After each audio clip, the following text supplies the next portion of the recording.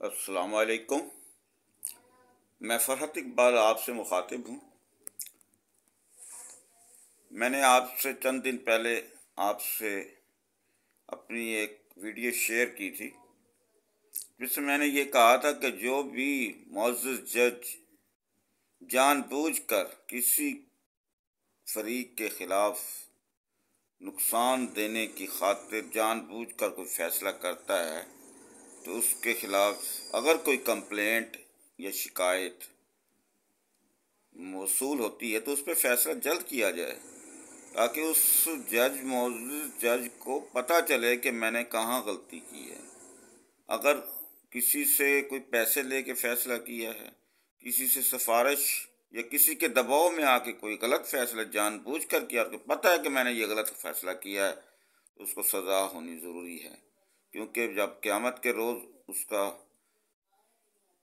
मामला आएगा तो मुझे लगता नहीं है कि वो जब तक दूसरे फरीक से माफ़ी नहीं मांगेगा उसको सज़ा ख़त्म होगी। तो मैं ये चाहता हूँ कि दुनियावी सज़ा हर जज को कबूल कर लेनी चाहिए, इसमें उसका फ़ायदा है। इसी तरह मैंने जब चंद जज साहबान जो कि लाहौर हाई कोर्ट से ताल्लुक़ रखते थे उनकी कंप्लेंट तहरीरी तौर पे की तो उसके बाद पता चला कि वो तो कंप्लेंट पुट अप ही नहीं की गई। उस पर जो एक्शन लिया वो को अपने मफादात के लिए इस्तेमाल किया गया। फिर मैंने मजबूर अल्लाह से रजू किया, जैसे भी मेरा एक तरीक़ाकार होता है तो कुदरत को भी हमारी दुआएं भी कबूल कर लेती है। ये तो नहीं कि सारी मुस्तरद होती हैं, रद्द होती हैं, तो कभी अल्लाह ताला फौरी तौर पर हमारे हक़ में फ़ैसला दे के और करके दिखा देता है। तो मैंने भी इस तरह अल्लाह से रजू किया करता रहता हूँ, मगर कभी कभार फौरी रिज़ल्ट मिल जाता है। तो मैंने देखा जिन जज साहबान को अथॉरिटी ने बचाने की कोशिश की उन जज साहबान से साथ कुदरत ने उनको सख्त सज़ा दी, क्योंकि वो अपने आप को बहुत कुछ समझते थे अदालत में बैठकर।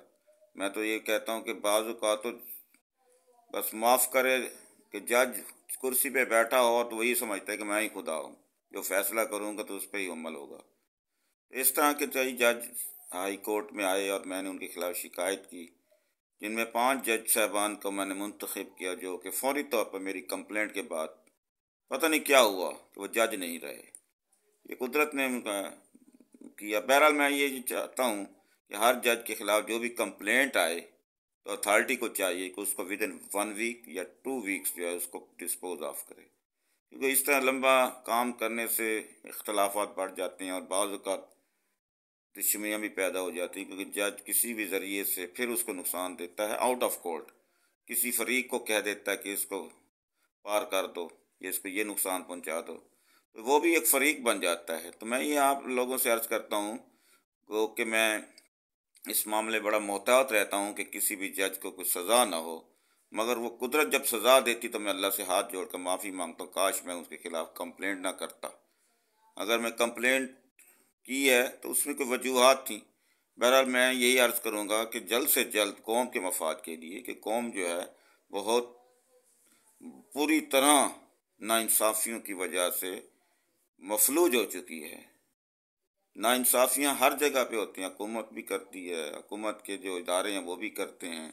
अब बिजली के बिल को देख लो, कोई गरीब आदमी सोच सकता है? इसलिए मैंने जानबूझकर बिल नहीं भरा कि बिजली कट जाएगी और मेरी जान छूट जाएगी। बगैर बिजली भी की तो लोग रहते थे ना, तो हम भी रह रहे हैं, अल्लाह का शुक्र है। इसी तरह मैं ये अर्ज़ करूँगा जितने भी जज हैं उनके खिलाफ अगर कोई शिकायत आती है तो उसका फ़ैसला हो। मैंने हाल ही में एक शिकायत की है जस्टिस आबिद हसन चट्टा ऑफ लाहौर हाई कोर्ट की, जो कि खुदा बनने की कोशिश करता था मगर बन नहीं सका।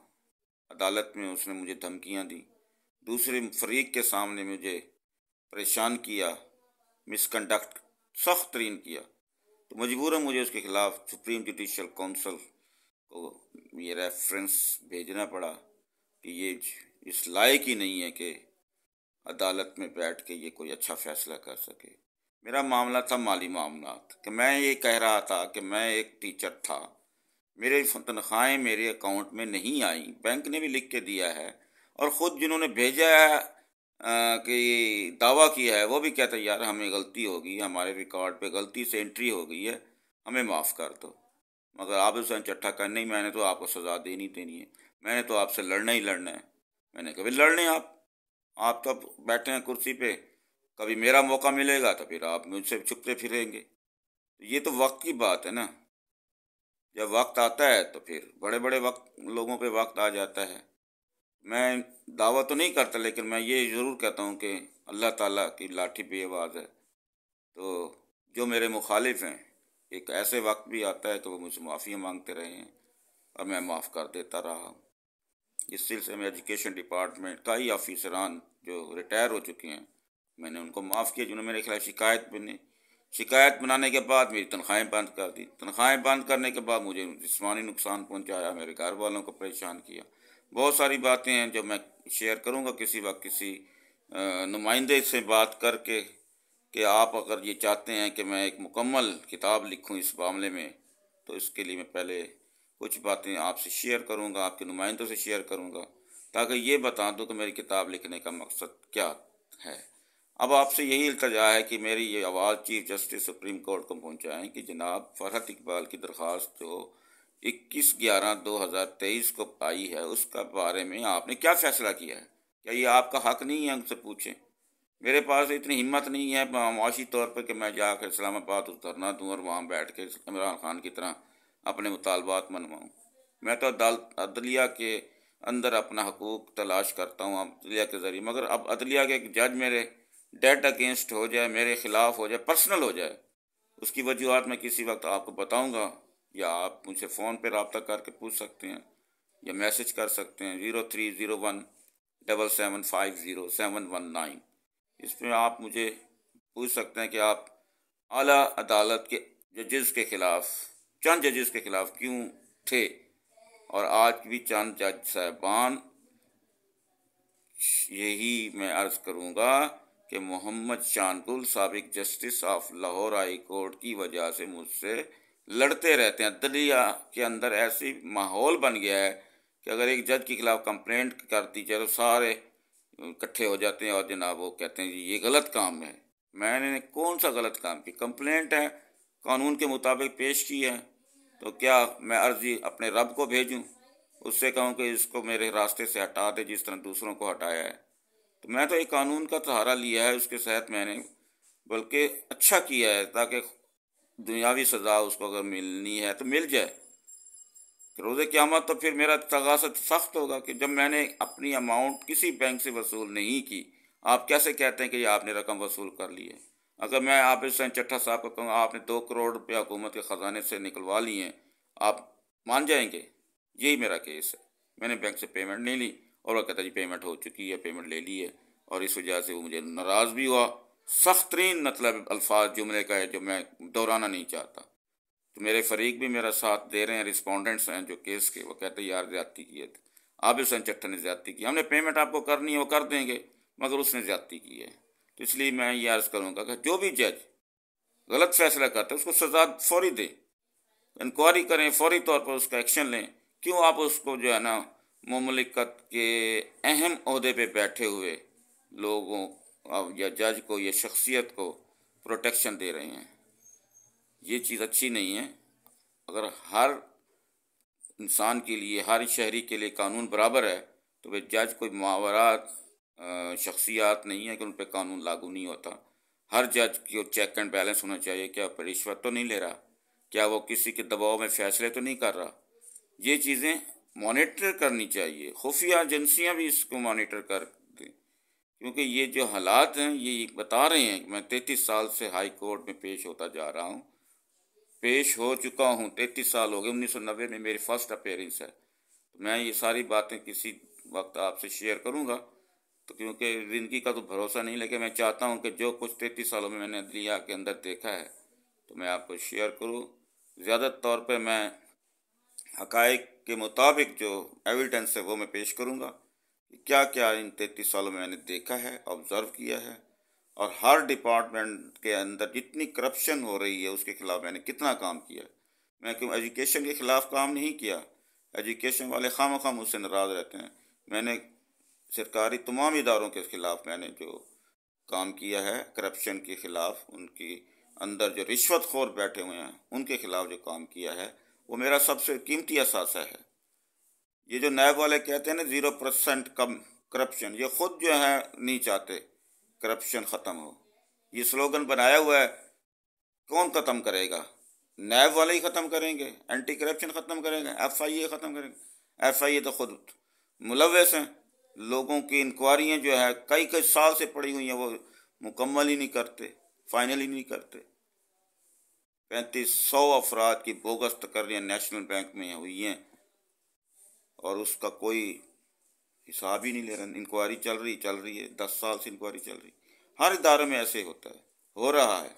मेहरबानी करें, ये मेरा पैगाम शेयर करें और आगे बताएं सबको कि ये मुल्क का जो वफादार फरहत इकबाल है उसको भी सुना जाए। उसकी भी दरख्वास्त है कि वो भी चाहता है इस मुल्क के अंदर करप्शन ना हो, वो भी चाहता है रिश्वत का काम बिल्कुल ना हो। जो रिश्वत ले उसको सजाए मौत, बस ये सबसे बड़ा होना चाहिए काम, जैसे चाइना में है, जैसे और मुल्कों में है। तो रिश्वत को मैं नहीं बर्दाश्त करता। मैं चाहता हूँ कि मेरे सामने कोई रिश्वत ना ले, ये मेरा मसला है। और जो लेता है तो फिर उसकी शिकायत होती है। जब शिकायत होती है तो उनके सपोर्टर्स बहुत सारे निकल आते हैं। अब मैं ये कहूँ कि मेरे जो हुक्मरानों से लिटिगेशन चली आ रही इतने अरसे से, उसकी वजह यह है कि हुक्मरान नहीं चाहते कि मुल्क के अंदर रिश्वत ख़त्म हो। रिश्वत ही मेरा सबसे बड़ा टारगेट है कि मैं इसको ख़त्म कराने की कोशिश कर रहा हूँ। मेरी टीम है, मैं काम कर रहा हूँ। इसके लिए मैं आपको ये भी बताऊंगा कि कौन कौन हुक्मरान इस काम में रखना अंदाजी करता चला आ रहा है। वो नहीं चाहता कि रिश्वत ख़त्म हो। मेरे पास सबूत हैं। रिश्वत ख़त्म करने के लिए अच्छे हुक्मरान चाहिए जो रिश्वतखोरों को पकड़ के जेल में डाल दें। मैं इस कम तरीन तनख्वाह में, ये जिसको पेंशन कहते हैं यानी आमदनी, तो उसमें अगर मैं गुजारा कर सकता हूँ तो मैं साबित करूँगा हर करप्शन करने वाले, हर रिश्वतखोर के आगे कि जनाब मुझे देखें, मैं भी तो रिश्वत नहीं लेता, ना आज तक मेरे ऊपर कोई इल्ज़ाम नहीं रिश्वत का लगा है। मेरा भी तो अच्छा गुजारा हो रहा है, जिंदा हूँ। सारी दुनिया मुझे मारने के लिए तुली हुई थी। एक दिन मैं किसी दिन बताऊंगा कि कितने कितने हुक्मरानों ने मेरे ऊपर हमले करवाए। अब मैं ये नाम नहीं लेना चाहता क्योंकि हालात बदलते रहते हैं, बाद उनको एहसास हो जाता है कि हमने फरहत इकबाल के साथ ज्यादती की है। तो मैं फरहत इकबाल आपसे ये अल्तजा कर रहा हूँ, इस पैगाम को, इस वीडियो को ज़्यादा से ज़्यादा शेयर करें ताकि जो अरबाब इख्तियार हैं, ख़ासतौर पर चीफ जस्टिस सुप्रीम कोर्ट, उनको पता चले कि फरहत इकबाल की जो दरख्वास्तें हैं उसका फ़ैसला करना है। ये फ़ैसला करने के लिए मैंने दरख्वास्तें भेजी हैं। कानून यही कहता है कि अगर एजाजुल हसन के खिलाफ कार्रवाई हो सकती है, जो सुप्रीम कोर्ट के जज हैं, और जो मज़ाहिर अली अकबर नकवी साहब के खिलाफ अगर कार्रवाई हो सकती है तो आबिद हुसैन चट्टा के खिलाफ क्यों नहीं हो सकती? क्या वो अबाउदल्ला है? उस पर कानून नाफिज नहीं, जो कि अदालत में बैठ के खुदा बनने की कोशिश करता रहा है। कहता जी मैं जो करूँगा वो वही मानना पड़ेगा। इस बारे में मैं आपसे यही कर रहा हूँ, अगर आपको मुझसे कोई इख्तलाफ है तो आप मुझसे सबूत लें, आपको क्लियर करूँ कि ये मामला ऐसे है। तो खुदारा इस पैगाम को ज़्यादा से ज़्यादा शेयर करें। मेरा मकसद ये है कि कोई जज रिश्वत ना ले, कोई जज दबाव के तहत फैसला ना करे, किसी तरफ से डिक्टेशन आए तो इनकार कर दे, केस वापस कर दे। आज इमरान खान जेल में है, इससे पहले भी हुक्मरान जेल में रहे हैं। ये सारी प्लानिंग की है, इसको ख़त्म होना चाहिए। मैं ये अरबाब इख्तियार को कहूँगा कि अदलिया के जजेस को इस्तेमाल न करें। खुदारा अदलिया के जजेस को, उनके तकद्दुस को पामाल न करें। आज हर जज जो है वो डरता है। बस किससे डरता है आपको पता है? वो इस्टेब्लिशमेंट है। कहीं इस्टेब्लिशमेंट उनके हाथ पीछे न पड़ जाए, हाथ धोकर पीछे न पड़ जाए। तो मैं ये नहीं चाहता कि मैं फ़ौज के ख़िलाफ़ बात कर रहा हूँ। मकसद कहने का ये है कि अगर आपके अंदर हिम्मत है तो चौधरी इफ्तिखार मोहम्मद जैसा चीफ जस्टिस फिर नहीं आएगा जिसने हर दबाव को धुतकारा, उसको कबूल नहीं किया। हर जज को चीफ जस्टिस इफ्तिखार मोहम्मद चौधरी जैसा बनना चाहिए। अगर हिम्मत है तो बांध के दिखा दें, नहीं है तो छोड़ दें, मत लें डिक्टेशन। अपने ज़मीर के तहत फैसला करें, खुदा तुम्हारी देखना मदद करेगा। मैं एक बात कहूँ कि फ़ौज भी अंदर मैंने काम किया है, का एक असूल है फ़ौज का कि पहले छेड़ो ना। फ़ौज वाले ये कहते हैं हमें ना छेड़ो, अगर तुम छेड़ोगे तो फिर वो छोड़ेंगे नहीं। ये मैंने बात नोट की है। तो लिहाजा इस इदारे के साथ वो मामला नहीं करना जो मैंने बता दिया है। उनको अपने हाल पे छोड़ दो, ना उनके मामलात में दखल दो। फ़ौज हमेशा पाकिस्तान की सबसे ज़्यादा वफादार रही है। आज हम जो आराम से सोते हैं ना, तो फ़ौज ही की वजह से सोते हैं। फ़ौज हमारे सरहदों पर हिफाजत कर रही है। अगर किसी जर्नैल की वजह से किसी को तकलीफ़ होती है तो उसको बर्दाश्त करना चाहिए। तो कम से कम इदारे की बदनामी की खातिर इदारा बदनाम ना हो। तो मैं आपसे यही इल्तिजा करूँगा कि किसी भी तरीके से कानून की खिलाफ वर्जी नहीं करनी चाहिए, बद इखलाकी नहीं करना चाहिए।